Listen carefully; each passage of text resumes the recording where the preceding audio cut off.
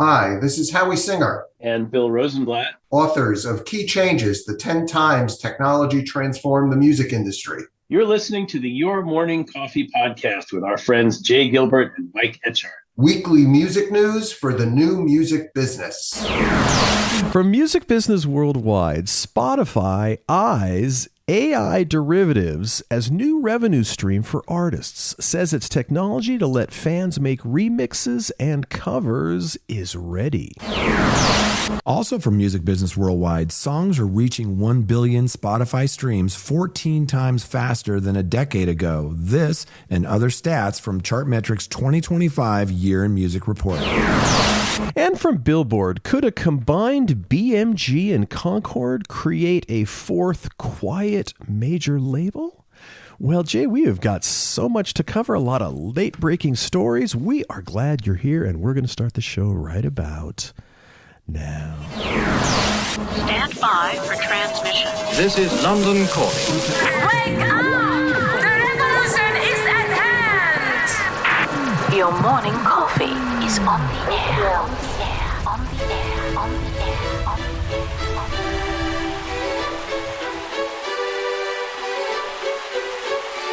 Standing by.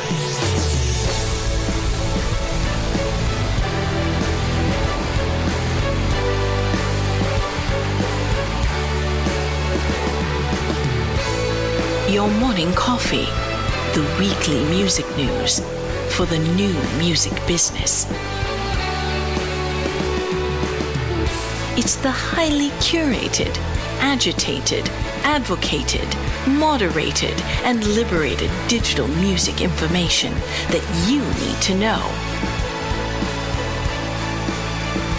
We are your digital music authority. And now from our studios in Hollywood, California, here's your hosts, Jay Gilbert and Mike Etchart.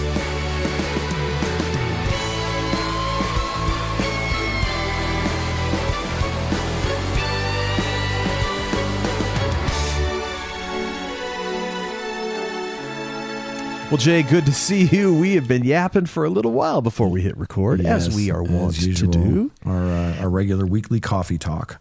That is exactly right. Well, by the way, we've got a special bonus episode of the Your Morning Coffee podcast out. It's a conversation with Bobby Osinski. It is live. And if you don't know Bobby, he is an incredibly talented audio engineer, producer, musician, and author, and certainly a fabulous resource for us when we're talking about all things studio related and others. Definitely a friend of the podcast. And, we discuss his book, The Musician's AI Handbook, highly recommended, and how records are made today, as well as the roles and responsibilities of engineers, mixers, and producers. Yes, indeed. And hey, the MEIEA conference keynote is going to be by a guy named Jay Gilbert. I love that. In case you don't know, MEIEA, that is the Music and Entertainment Industry Educators event. And that should be a really fun thing for you. Yeah, that's next month. I'm really looking forward to that. I'm honored to speak at this year's conference. It's in Denver, and it brings together educators and also leaders in music and entertainment. I'm really looking forward to doing that. There have been some late-breaking developments in the Wasserman fallout. There was an article, from Chris Egerton and Billboard. The headline was, "Every artist who has spoken out over founder Epstein ties," and that's Casey Wasserman, of course. So clients of the Wasserman agency have begun defecting, after his relationship with Jeffrey Epstein and accomplice Ghislaine Maxwell came to light this last week. Yeah, the growing number of artist defections is now continuing to snowball into a major issue for Wasserman and his namesake agencies, which represent such superstars as Ed Sheeran, Coldplay, SZA, Noah Kahan, Lorde, and Kenny Chesney. Will any of those other big acts follow Roan's lead? Chris Egerton has rounded up every Wasserman artist who has spoken out on the issue. He'll continue updating the list as more of them make their feelings known. Wow, big issue. Yeah, but you know what? Just this morning, the New York Times is reporting Casey Wasserman said he started the process of selling the talent agency he founded more than 2 decades ago. In a message to the 4,000 employees, Casey Wasserman issued an apology. He also announced that he would step back from his business interests and devote his attention to preparations for the 2028 Olympic Games. Yeah. And another interesting late-breaking story, UMG's $775 million downtown deal secures EU approval with remedies. And this is from Mark Schneider over at Billboard. The European Commission said on Friday that it approved the deal on the condition that UMG and Downtown fully divest Downtown's accounting and rights management platform Curve royalty systems, as well as its broader artist and label services operations. Wow. Yeah, this is a big deal. UMG announced in December of 2024 that its Virgin Music Group, that's formerly InGrooves, would acquire Downtown to build a global end-to-end services platform for indie artists, labels, and rights holders. The plan merges Downtown assets, Fuga, CD Baby, and Songtrust, with Virgin's global distribution, marketing, neighboring rights, sync, royalties, and rights management capabilities. Curve, by the way, per that remedy package, will be spun off. Yeah, interesting. Well, listen, hey, Jay, every week we get to have a show that is sponsored by some fabulous people. So we do want to thank our sponsors.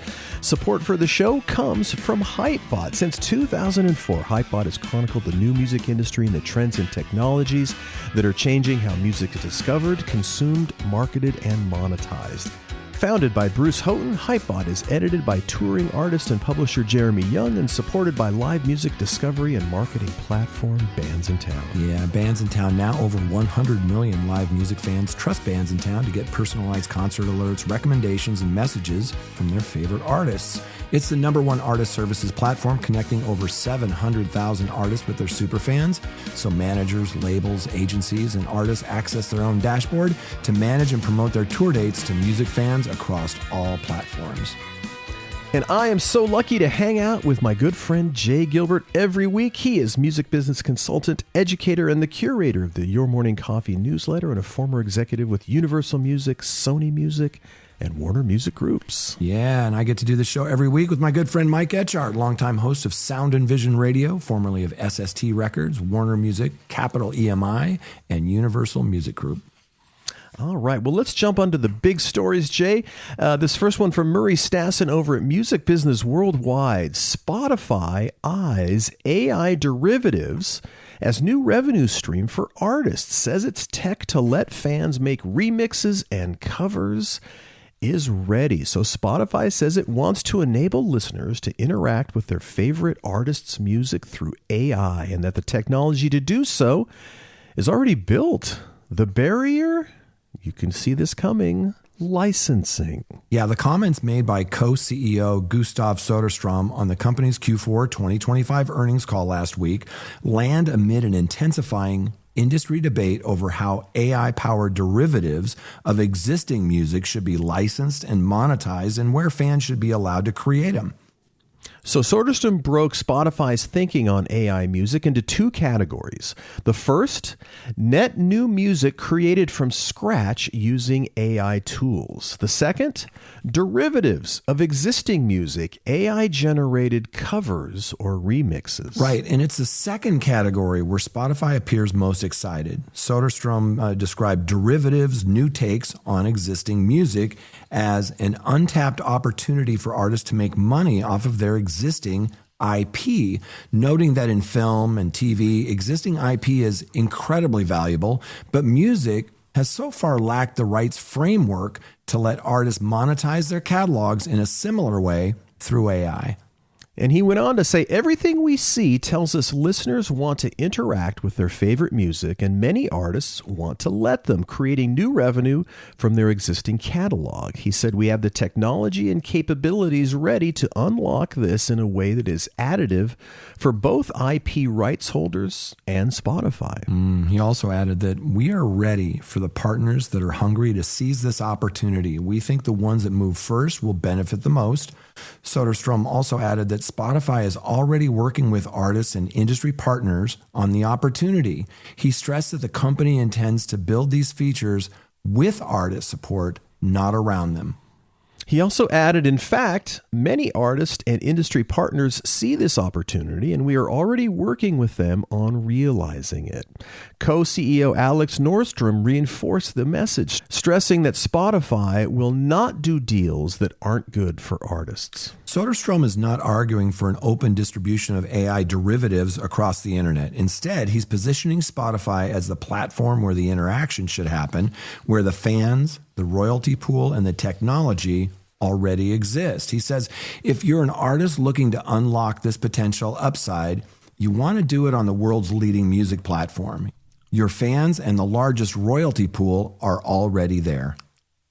Asked on the call whether AI music platforms like Suno, Udio, and Stability could themselves become DSPs and take share from Spotify, Nordstrom pushed back. No rights holder is against our vision. We pretty much have the whole industry behind us. Yeah, and there was a lot of news in the newsletter this week about Spotify.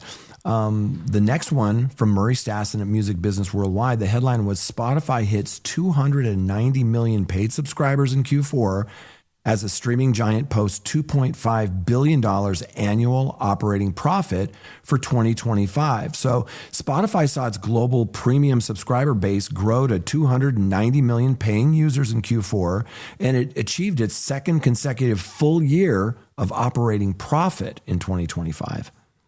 That's according to Spotify's investor filing published on February 10th. The filing shows that the streaming company's global premium subscriber base of 290 million paying users in Q4 of 2025, that's ending December 31st, was up 10% year over year. Incredible growth. You know, Spotify's total global monthly active users, MAUs, that grew 11% to 751 million. So that includes the ad-supported and the premium paid.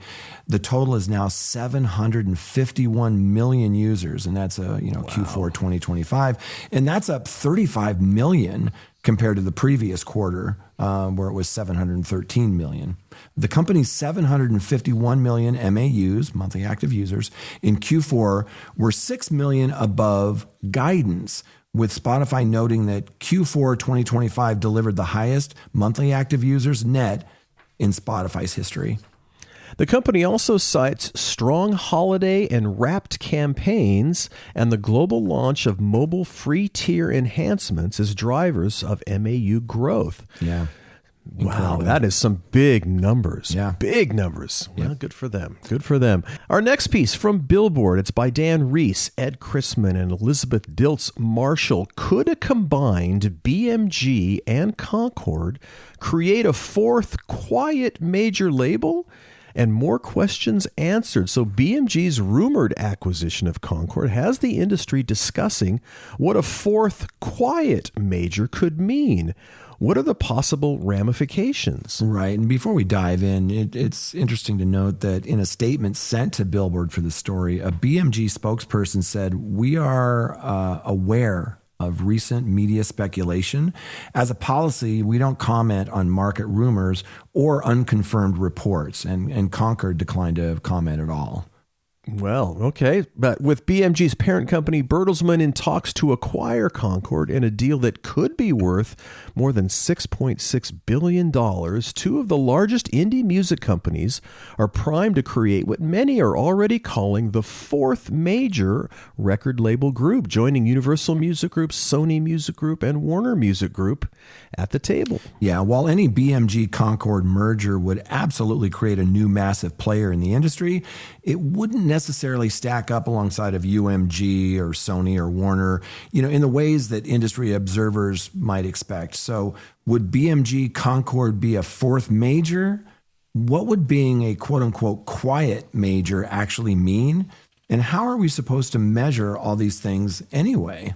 Right. So they start by saying, what is a major label anyway? So often when discussing majors versus indies, the definition hinges on market share. The majors have a lot of it. The indies, dispersed as they are, have a little of it individually. That's often why indies band together via trade organizations like Merlin to negotiate deals with digital service providers. By operating collectively, indie labels have enough combined market share to have a seat at the table alongside the three existing behemoths and can negotiate on a similar playing field.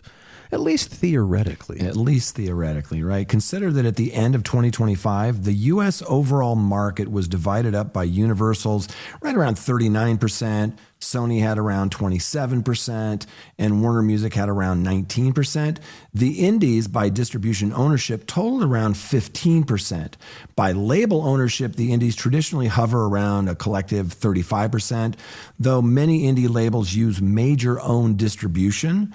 And distribution of bigger indie labels has become one of the characteristics that qualifies the majors as majors. The majors as majors. Yeah. So the article poses, so would BMG be a major?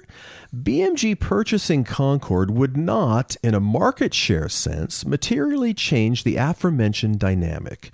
BMG finished 2025 with an overall U.S. market share of around 1%, while Concord came in around 2%. So combined, the two would make up just about 3% overall market share in the U.S., about the size of Sony's fifth largest division, Epic Records. So if not market share, then what? Market share isn't what this potential merger is about, nor is it what would define the combined company's place in the industry.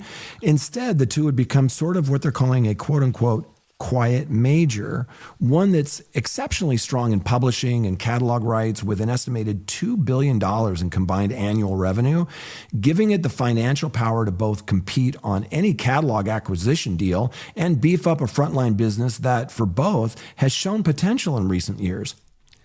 Well, the article says, wait, you said quiet major? What does that mean? Well, on the record label side of things, the $2 billion in revenue may qualify a combined BMG and Concord as a major. But that's where the term quiet major kicks in. Both companies were initially built as catalog operations. The reanimated BMG launched with publishing acquisitions back in 2008.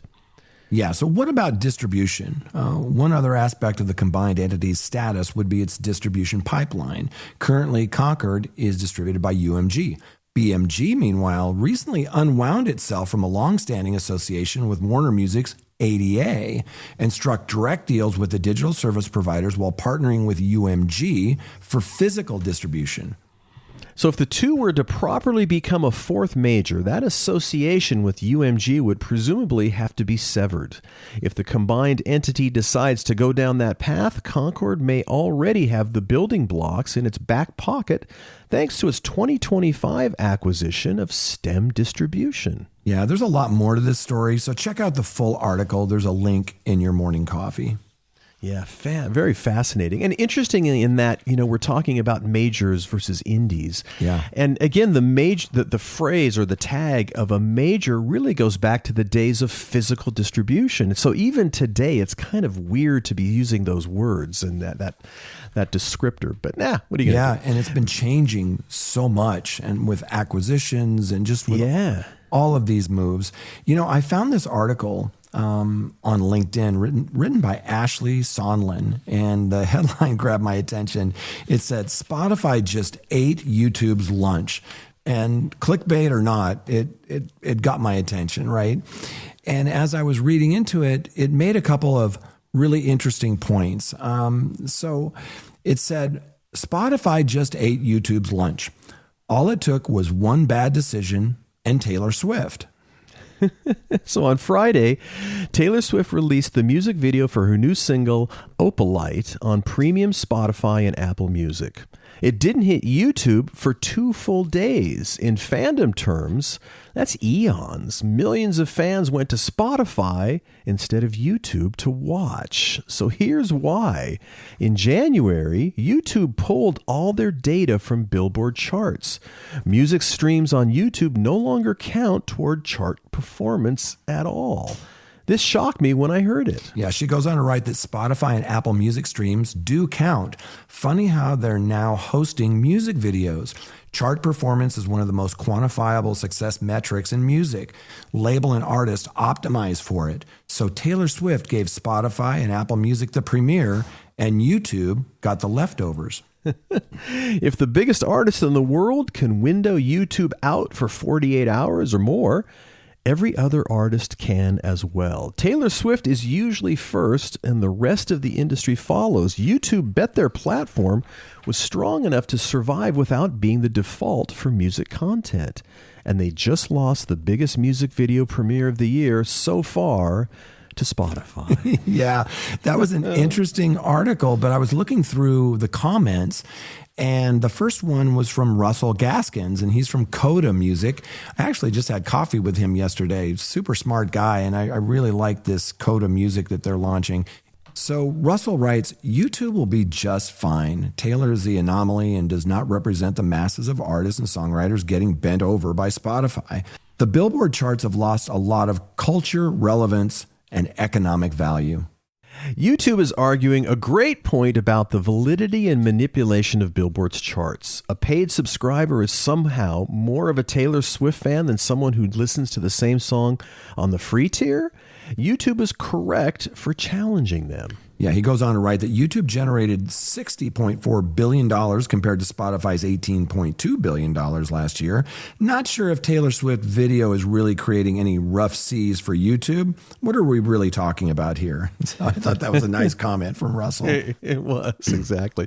Our next piece is by James Hanley over at Music Business Worldwide. Songs are reaching 1 billion Spotify streams 14 times faster than a decade ago, and other stats from Chartmetric's 2025 Year in Music report. So in 2015, it took an average of 2,729 days, roughly 7.5 years, for a song to reach 1 billion streams on Spotify. By 2025, that milestone was being crossed in just 197 days. How about that? Wow.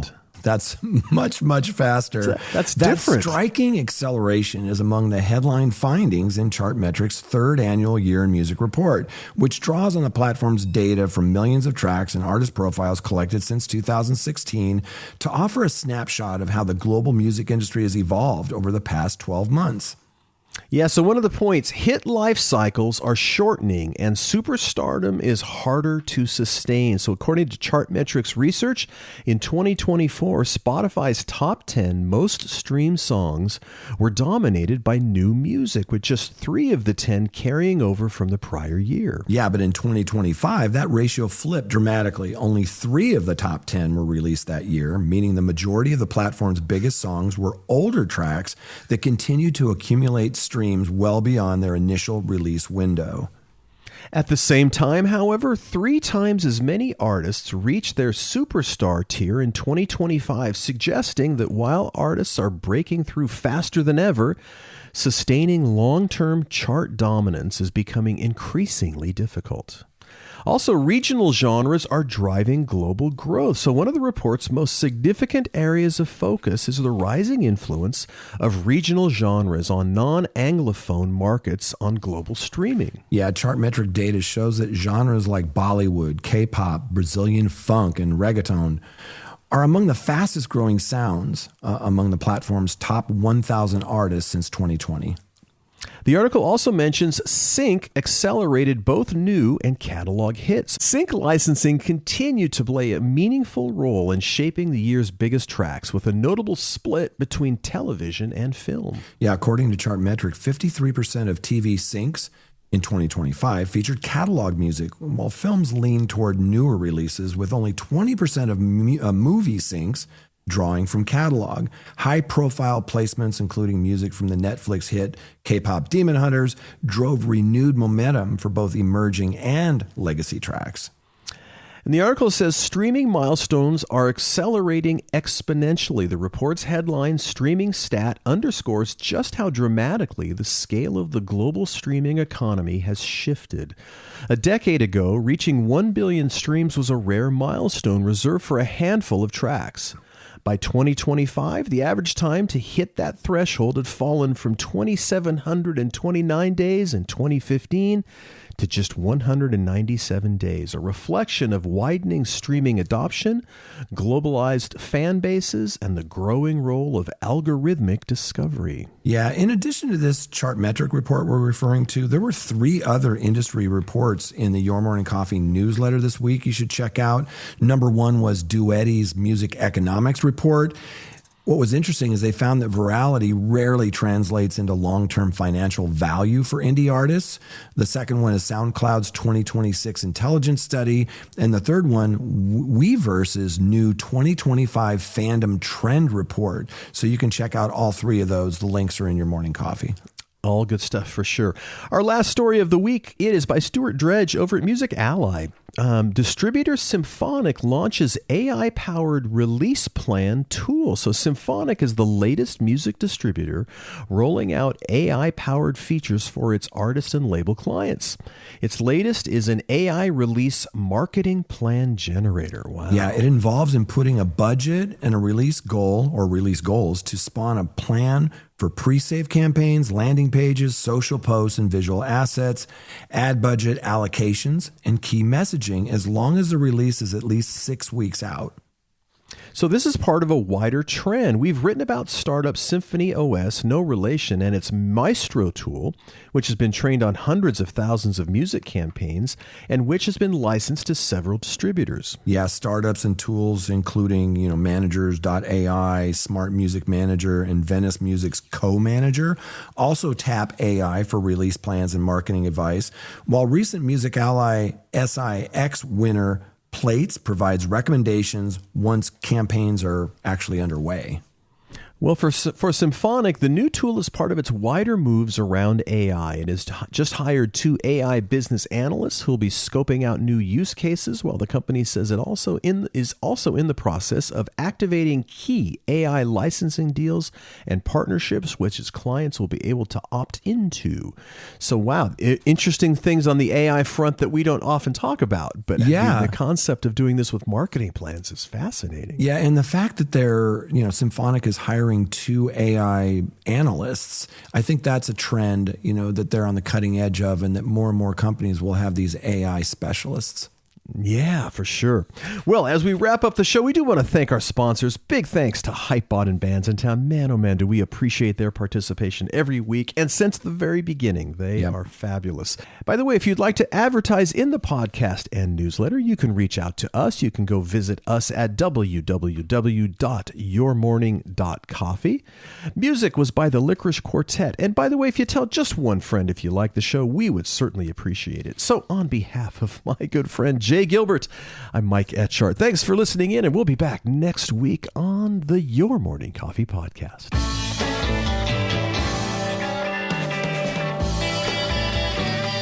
You've been listening to Your Morning Coffee, the weekly music news program for the new music business. Join Jay Gilbert and Mike Etchart next time for the digital music news you need to know.